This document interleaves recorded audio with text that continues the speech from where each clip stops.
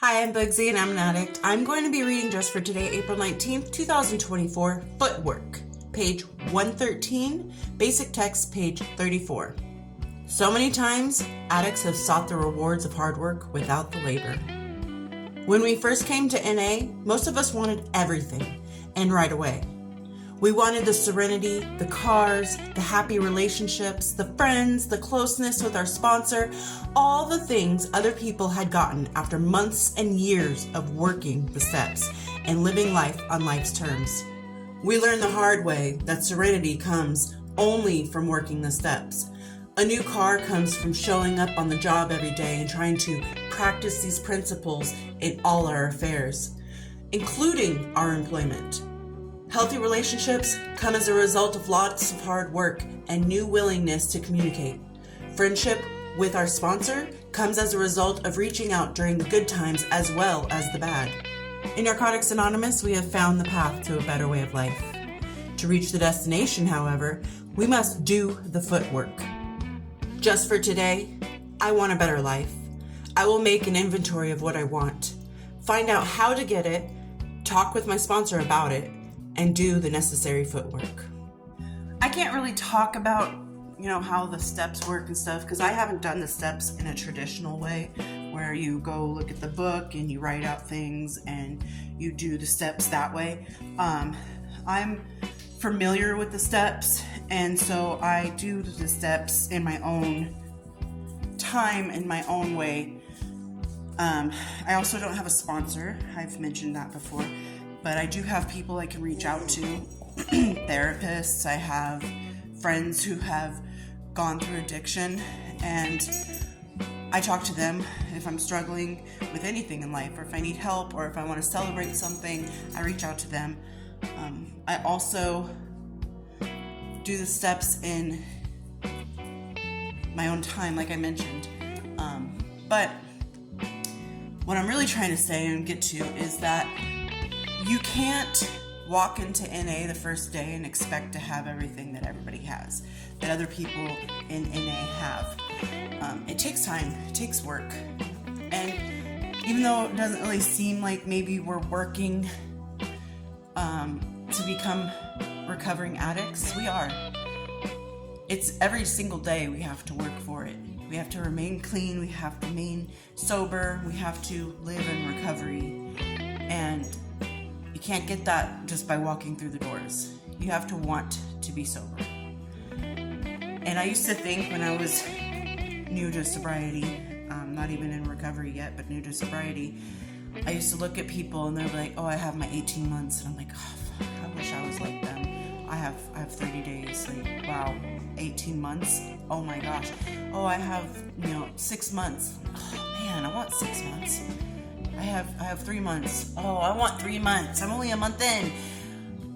Everybody who had a little bit more time than me, or way more time than me, I really wanted to be.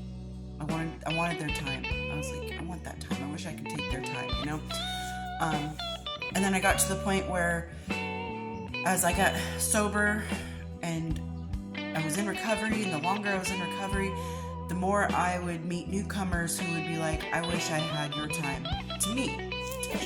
And I'm like, I never thought I would be the one that people would want to switch places with in the sense of clean time.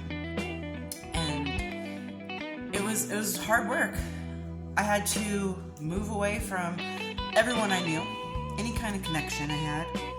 I had to, because I could have stayed down the hill where I lived at the hotels and the motels and been able to stay close to where I can get meth. And instead, when I came up here with my then boyfriend, we were like, we need to leave everything.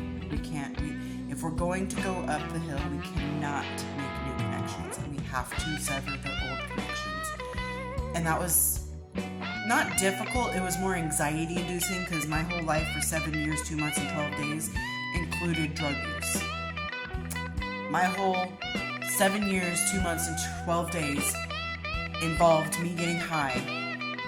And in a night, driving up the hill, in one night, we left it all behind on April 17th, 2022. We left it all behind. We came up the hill, and that was that. And I never thought that I would be saying I have 2 years clean. I had to get a job. I did encourage him to get a job. He's an assistant manager now. I have switched from my housekeeping EVS position to service representative. I have a nicer house now. I have my kids with me, my oldest and my youngest, and it wasn't easy. But eventually, it got easier. Because eventually, we stopped thinking about, oh my gosh, it's been like 7 days since we got high. Oh my gosh, it's been 9 days since we got high. Oh my gosh, oh my gosh, oh my gosh. And eventually, it started becoming, dude, we've been sober for like 3 weeks now. Dang, we're at 2 months. Oh my gosh, we're at 3 months. Oh my gosh, we just got our 1 year. And that became our new, I guess, not addiction, but our new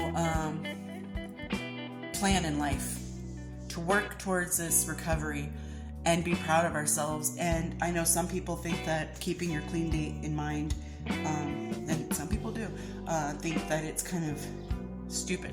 Like, why would you want to remember that? Or I don't keep track. But it's nice to have an anniversary date of celebration, something that you did that was something you worked for and you earned it, and this was all you. You can have help throughout recovery, but at the end of the day, your recovery is your own. How you get there and how it works for you is your own. And nobody can take that from you except for you. So when you walk into Narcotics Anonymous and you decide you want to get clean and you want to be in recovery, you have to work for it. You can't coattail off of somebody else and hope that your recovery will be just as great as theirs or just as fast as theirs, because some people can get a few months clean time and then relapse, and then a few more months and then relapse, and then finally they're on the right track. So you can't expect to have the same recovery journey as the next person. You have to live your own journey. You have to work for it. You have to want it.